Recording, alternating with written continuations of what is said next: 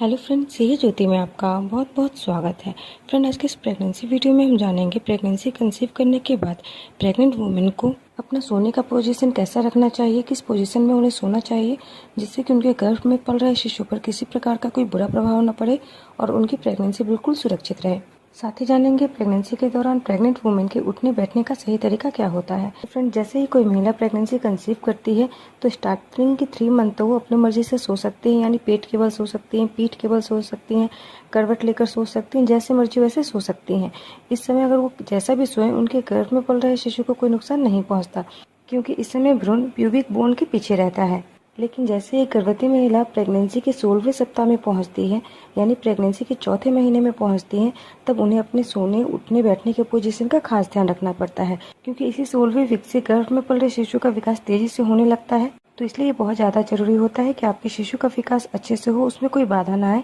इसके लिए आप अपने सोने उठने बैठने के पोजीशन का ध्यान रखें। तो अब आपको सोना कैसे होता है, तो 4 मंथ के बाद से आपको चाहिए कि आप पीठ के बल ना लेटें, आप ज़्यादा से ज़्यादा करवट होकर लेटें और ज़्यादा करवट आप बाएं होकर लेटें। क्योंकि अगर आप 4 मंथ ऑफ प्रेगनेंसी में पहुंच जाती हैं, उसके बाद अगर आप पीठ के बल लेटती हैं तो ऐसे में बढ़ते प्रेगनेंसी के साथ आपके कमर और पीठ में तो दर्द होते ही हैं, साथ ही साथ आपके गर्भ में पल रहे शिशु के डेवलपमेंट में भी प्रॉब्लम आते हैं। क्योंकि अगर आप पीठ के बल लेट जाती हैं तो इससे गर्भ में पल रहा शिशु गर्भवती महिला की उस नस पर दबाव बना सकता है जो उसके शरीर के निचले हिस्से से हृदय तक रक्त पहुंचाता है। फ्रेंड, वैसे तो प्रेगनेंसी के दौरान दाएं करवट लेकर सोना पीठ के बल सोने से काफ़ी ज़्यादा बेहतर है, लेकिन आपको कोशिश ये करनी चाहिए कि आप ज़्यादा से ज़्यादा बाएं करवट लेकर लेटें। अब प्रेगनेंसी के दौरान ज़्यादा से ज़्यादा बाएं करवट लेकर ही क्यों सोना चाहिए, तो इसका एक मेन कारण होता है कि यदि आप बाएं करवट लेकर सोती हैं तो इससे आपका पाचन तंत्र प्रभावित नहीं होता है। आप जो कुछ भी खाई पी रहती है उसे आसानी से पचा लेती हैं और इसी वजह से जो भी पौष्टिक तत्व होता है वो गर्भनाल के द्वारा आपके शिशु तक काफ़ी ज़्यादा आसानी से पहुंच जाता है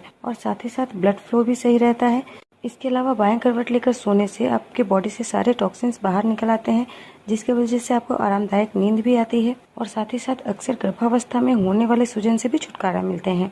जिसकी वजह से गर्भ में पल रहे शिशु को किसी प्रकार के कोई नुकसान नहीं होते हैं और शिशु का ग्रोथ अच्छे से होता है। अब दाएं करवट लेकर ज़्यादा क्यों नहीं सोना चाहिए, तो इसका ये कारण होता है कि अगर आप दाएं करवट लेकर सोती हैं आपको लीवर से संबंधित समस्याएं उत्पन्न हो सकती है, जिसकी वजह से आप अपने खाने को अच्छे से पचा नहीं पाती हैं, उसे डाइजेस्ट नहीं कर पाती हैं और इसी की वजह से आपके शिशु तक अधिक मात्रा में पौष्टिक तत्व नहीं पहुंच पाते हैं, जो गर्भ में शिशु के ग्रोथ को धीमा करता है। फ्रेंड्स, कई बार ऐसा भी होगा कि आप दाएं करवट लेकर भी थक गई हैं, बाएं करवट लेकर भी थक गई हैं, अब आपको पीठ के बल लेटने की इच्छा होगी, तो अब ऐसे में आप 5-10 मिनट के लिए पीठ के बल लेट सकती हैं। उससे ज़्यादा देर पीठ के बल ना लेटें,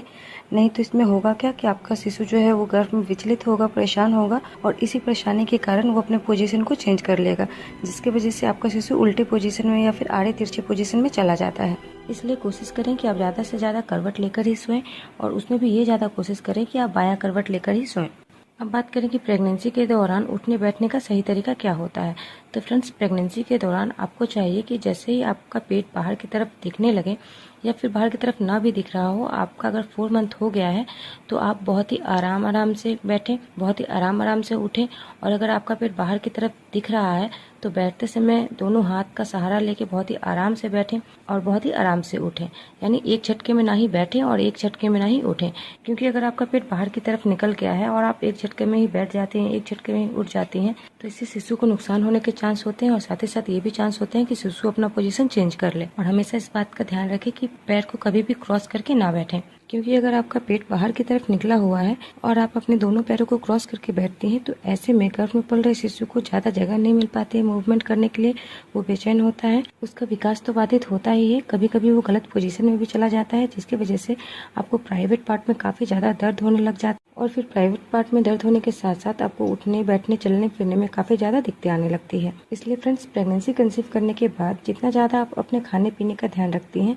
उतना ही ज़्यादा जरूरी है कि आप अपने सोने उठने बैठने के पोजीशन का भी ख्याल रखें। तो फ्रेंड्स, अगर दी गई जानकारी पसंद आई हो तो वीडियो को लाइक करें, शेयर करें। फिर मिलते हैं एक नए वीडियो में नए प्रेगनेंसी टॉपिक के साथ। तब तक के लिए अपना ख्याल रखें।